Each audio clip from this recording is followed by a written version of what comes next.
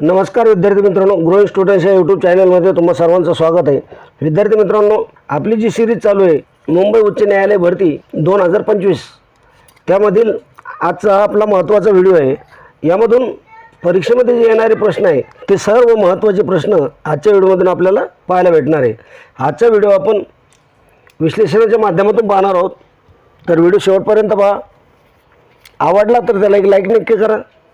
चॅनलवर पहिल्यांदाच आले असाल तर चॅनलला सबस्क्राईब करून ठेवा। जास्त वेळ न घेता व्हिडिओला सुरुवात करूया। बघा, पहिला प्रश्न काय आहे, बेंडूक या शब्दाला कोणता शब्द समानार्थी नाही? काय प्रश्न आहे? बेंडूक या शब्दाला कोणता शब्द समानार्थी नाही? पर्याय काय दिलेली? भेक, ददूर, मंडूक, मरकट। बेंडूक या शब्दाला कोणता शब्द समानार्थी नाही आहे? तर मरकट हा शब्द समानार्थी नाही। काय? मरकट म्हणजे माकड। काही संबंध बेंडकाशी काही नाही आहे। काही शब्द तुम्हाला दिलेले आणि त्याचे समानार्थी शब्द तुम्हाला दाखवलेले। बघा, आता जे मरकट आहे तर याचे समानार्थी काय येतं? बघा, वानर येतं, कपी येतं, त्यानंतर शाखामृग, हे मरकटचे समानार्थी शब्द आहे। आता सिंह आहे तर सिंहाचे समानार्थी शब्द काय काय येतील? बघा, केसरी आहे, मृगेंद्र आहे, वनराज आहे आणि पंचाननी। त्यानंतर घोडा आहे तर घोड्याचे समानार्थी शब्द काय? पहा, घोड्याला समानार्थी शब्द आहे त्यानंतर वाजी, वारू, अश्व, तुरंग, हे घोड्याचे काय समानार्थी शब्द आहे। त्यानंतर हत्ती जो आहे तर हत्तीचे समानार्थी शब्द काय येतील? तर हत्तीला समानार्थी येतं बघा, गज, कुंजर, सारंग, द्विरथ, भद्र, हे काय हत्तीचे समानार्थी शब्द आहे। त्यानंतर तुम्हाला शब्द दिले बघा, साप, तर साप या शब्दाला समानार्थी काय आहे? तर भुजंग, व्याळ, अरही, सर्प, हे शब्द काय? सापाचे समानार्थी शब्द आहे। त्यानंतर पुढचा प्रश्न आपण बघूया। गडचिरोली जिल्ह्यातील मार्कंडा देवस्थान कोणत्या नदीच्या तीरावर आहे? गडचिरोली जिल्ह्यामधील मार्कंडा देवस्थान कोणत्या नदीच्या तीरावर आहे? बघा, प्राणहिता, पर्लकोटा, वैनगंगा, इंद्रावती, कोणत्या नदीच्या तीरावर येतं? तर ते येतं बघा, वैनगंगा नदीच्या तीरावर। म्हणजेच योग्य उत्तर काय या प्रश्नाचं? पर्याय नंबर 3। कोणत्या नदीच्या तीरावर कोणकोणते देवस्थान आहे हे तुम्हाला परीक्षेच्या दृष्टिकोनातून उपयोगी पडावं म्हणून मी या ठिकाणी तुम्हाला देतो। बघा, विठ्ठल रुक्मिणी जी आहे तर ही विठ्ठल रुक्मिणीचं मंदिर कोणत्या नदीच्या तीरावर येतं? तर चंद्रभागा किंवा तिला भीमा नदीच्या काठी, भीमा नदीलाच पंढरपुरापाशी काय चंद्रभागा म्हटलं जातं। कोणत्या जिल्ह्यामध्ये येतं हे? तर सोलापूर जिल्ह्यामध्ये। त्यानंतर जे दत्त मंदिर आहे, औदुंबर दत्त मंदिर, हे कोणत्या नदीच्या काठावर येतं? तर कृष्णा नदीच्या काठी। कोणत्या जिल्ह्यामध्ये? तर सांगली जिल्ह्यामध्ये येतं। त्यानंतर हे बघा, त्र्यंबकेश्वर ज्योतिर्लिंग, तर हे त्र्यंबकेश्वर ज्योतिर्लिंग हे कोणत्या नदीच्या काठावर येतं? तर गोदावरी नदीच्या काठी येतं। आणि कोणत्या जिल्ह्यामध्ये येतं? तर नाशिक जिल्ह्यामध्ये। त्यानंतर हे भीमाशंकर ज्योतिर्लिंग हे कोणत्या नदीच्या काठी आहे? तर भीमाशंकर म्हटल्यानंतर भीमा नदीच्या काठी। आणि कोणत्या जिल्ह्यामध्ये म्हटलं? तर पुणे जिल्ह्यामध्ये। त्यानंतर हे नरसिंहवाडी, त्याला नरसोबाची वाडी म्हणतो आपण, तर ही नरसोबाची वाडी किंवा नरसिंहवाडी कोणत्या नदीच्या काठावर आहे? तर कृष्णा आणि पंचगंगा या दोन नद्याच्या संगमावर हे नरसोबाची वाडी किंवा नरसिंहवाडी हे मंदिर आहे। त्यानंतर माहुली हे कोणत्या नदीकाठी येतं? तर कृष्णा आणि वेण्णा या दोन नद्याच्या संगमावर माहुली हे तीर्थक्षेत्र येते। पुढचा प्रश्न आपण बघूया। लेप्चा आणि भूतिया ही भाषा प्रामुख्याने कुठे बोलली जाते? लेप्चा आणि भूतिया ही भाषा प्रामुख्याने कोणत्या ठिकाणी बोलली जाते? बघा, त्रिपुरा, आसाम, मणिपूर, सिक्कीम, कोणत्या ठिकाणी बोलली जाते? तर ही भाषा बोलली जाते बघा, सिक्कीम या राज्यामध्ये। म्हणजेच या प्रश्नाचं योग्य उत्तर काय येईल? पर्याय नंबर 4। आता बघा, कोणत्या भाषा कोणत्या राज्यामध्ये बोलल्या जाते त्याबद्दल थोडीशी आपण माहिती घेऊया। कोकबोराक ही जी भाषा आहे ही कोणत्या राज्यात बोलल्या जाते? तर त्रिपुरा या राज्यात बोलल्या जाते। त्यानंतर आसामी आणि बोडो ही जी भाषा आहे ही कोणत्या राज्यात बोलल्या जाते? तर आसाम या राज्यामध्ये बोलल्या जाते। त्यानंतर मैतई जी भाषा आहे तर ही मणिपूर या राज्यामध्ये, आणि खासी आणि गारो ही भाषा मेघालयमध्ये बोलली जाते। महत्त्वाचं आहे, नोट डाऊन करत चालला. पुढचा प्रश्न आपण बघूया. माहिती अधिकार RTI कायदा भारतात कधी लागू झाला? सर्वांना प्रश्नाचं उत्तर यायला पाहिजे. RTI हा जो कायदा आहे हा भारतामध्ये कधी लागू झाला? पर्याय काय दिलेले? 2001, 2005, 2010, 2000. कोणत्या वर्षामध्ये लागू झालेला आहे? तर 2005 मध्ये लागू झालेला आहे. म्हणजेच योग्य उत्तर काय येईल? पर्याय नंबर 2. मग हा कायदा 2005 मध्ये लागू झाला, पण संसदेमध्ये कधी संमत झालेला आहे? तर 15 जून 2005 रोजी या कायद्याला राष्ट्रपतीची मंजुरी मिळालेली. त्यानंतर याची अंमलबजावणी कधीपासून झाली? तर 12 ऑक्टोबर 2005 पासून हा कायदा संपूर्ण भारतात लागू झालेला आहे. म्हणजे 15 जून 2005ला राष्ट्रपतींना मंजुरी मिळालेली आहे आणि 12 ऑक्टोबर 2005 पासून संपूर्ण भारतामध्ये हा कायदा लागू झालेला आहे. मग या कायद्याचा उद्देश काय होता असाही प्रश्न तुम्हाला विचारला जाऊ शकतो.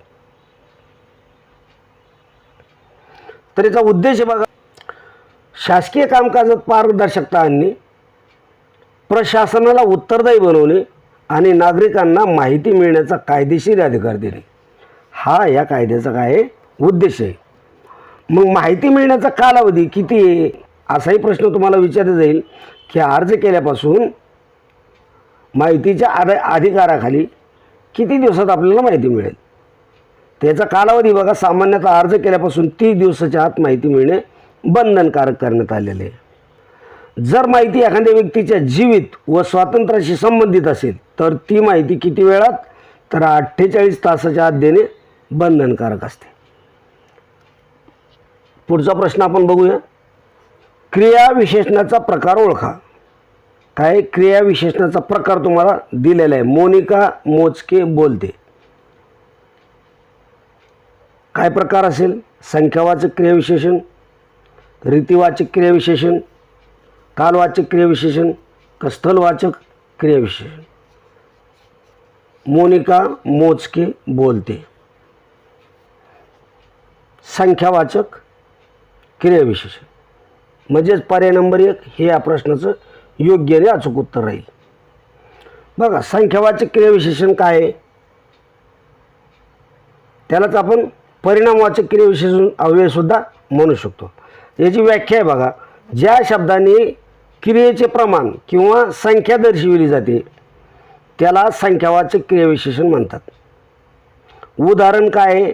मोजके, थोडे, खूप, अत्यंत, किंचित, भरपूर, काहीसा.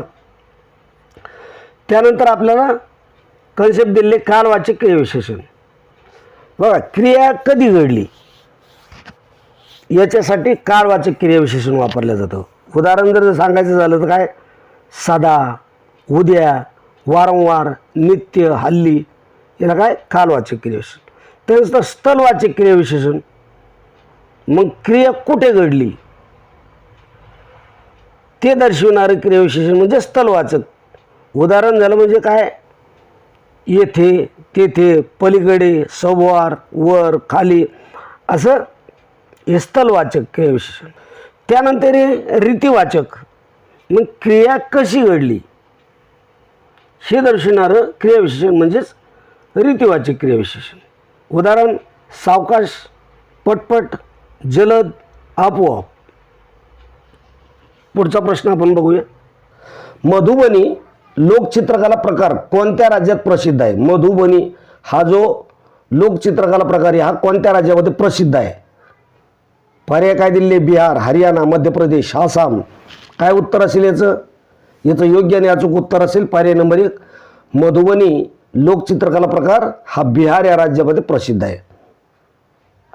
मधुबनी चित्रकला ज्याला मिथिला चित्रकला म्हणूनही ओळखले जाते, लक्षात असू द्या, महत्त्वाचं आहे. जी मधुबनी चित्रकला म्हणतो त्यालाच मिथिला चित्रकला म्हणूनही ओळखले जाते, की जी बिहारच्या मिथिला क्षेत्रातून उद्भवली आहे. ही कला मुख्यतः महिलाद्वारे घरांच्या भिंती आणि फरशीवर केली जाते.